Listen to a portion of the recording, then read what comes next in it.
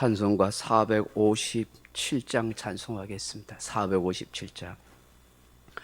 겟세마네 동산에 주를 생각할 때에 근심이나 걱정을 외면할 수 있을까? 나를 항상 버리고 주를 따라가리라. 빌라도의 뜰에선 주를 생각할 때에 수치된가 아픈 거 못 견딜 수 있을까? 길이 참고 묵묵히 주를 따라가리라. 갈보리 산 올라간 주를 생각할 때에 나의 받는 괴로움을 비교할 수 없으니 십자가를 지고서 주를 따라가리라. 무덤에서 부활한 주를 생각할 때에 환난이나 죽음도 두려울 것 없으리. 성전가를 부르며 주를 따라가리라. 아멘. 하나님 말씀은 야고보서 5장 11절 말씀입니다. 보라, 인내하는 자를 우리가 복되다 하나니 너희가 욥의 인내를 들었고 주께서 주신 결말을 보았거니와 주는 가장 자비하시고 긍휼히 여기시는 이시니라. 아멘. 사랑하는 성도 여러분, 성경에서 가장 드라마틱하고 기가 막힌 인생을 산 사람이 있다면 누가 있겠습니까? 저는 당연히 욥이라고 생각합니다. 그야말로 흔히 사람들이 하는 말과 같이 천당과 지옥을 오간 사람, 정말 욥과 같은 인생을 산 사람이 몇이나 될까 싶습니다. 하나님은 욥의 인생을 통해서 우리의 인간에게 일어날 수 있는 최악의 상황을 생각해서 이 성경을 기록하고 있습니다. 우리가 과연 무엇을 원하고 어떤 인생을 살아야 하는지, 하나님께서 우리 인간에게 보여주시는 마음이 무엇인지를 욥기서를 통해서 밝히고 있습니다. 우리가 욥을 생각해 보면 이유 없는 고난에 대한 해답이라 그렇게 말할 수가 있습니다. 고난은 인생의 신비 중에 하나입니다. 사람이 살다 보면 이해할 수 없고 납득할 수 없고 설명될 수 없는 고난을 만나게 됩니다. 욥이 그러하지요.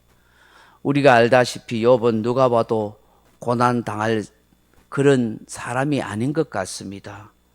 욥만큼 완벽하고 진실하고 하나님이 인정할 만한 삶을 산 사람이 어디에 있겠습니까? 그럼에도 불구하고 이 땅에 살아가는 인간이 이해할 수 없는 고난을 당합니다. 하루아침에 10자식이 죽습니다.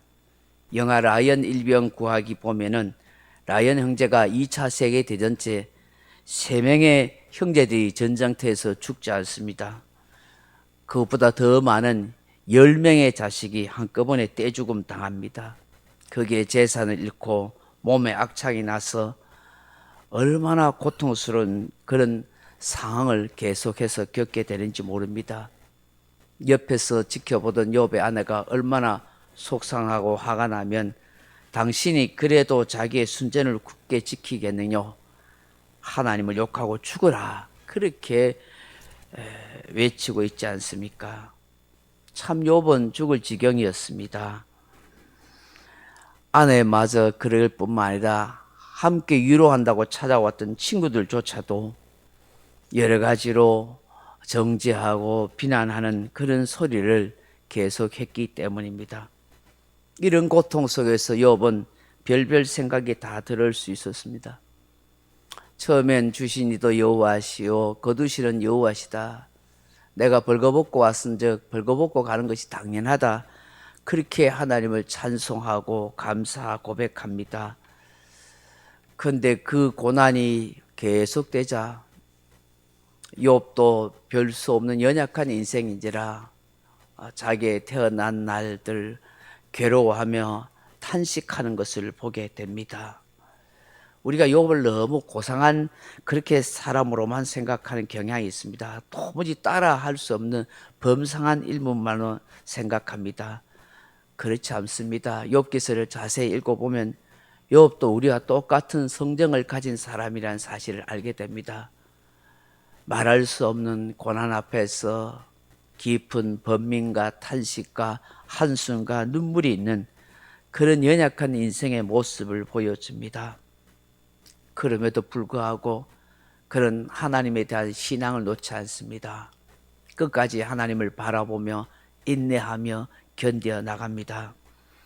못나고 부족한 인생을 향한 하나님의 선하신 뜻이 있을 것이라고 그렇게 생각한 것이죠. 오늘 야고보 사도는 이런 욥에 대해서 말씀하고 있습니다. 보라, 인내하는 자를 우리가 복되다 하나니 너희가 욥의 인내를 들었고 라고 말씀합니다. 욥이 누구보다도 인내의 사람으로 표상할 수 있다. 대표적인 사람이 바로 인내의 사람 욥이다. 그렇게 말씀하고 있습니다. 그 인내한 그 욥의 삶의 결말을 보라. 그렇게 말씀합니다.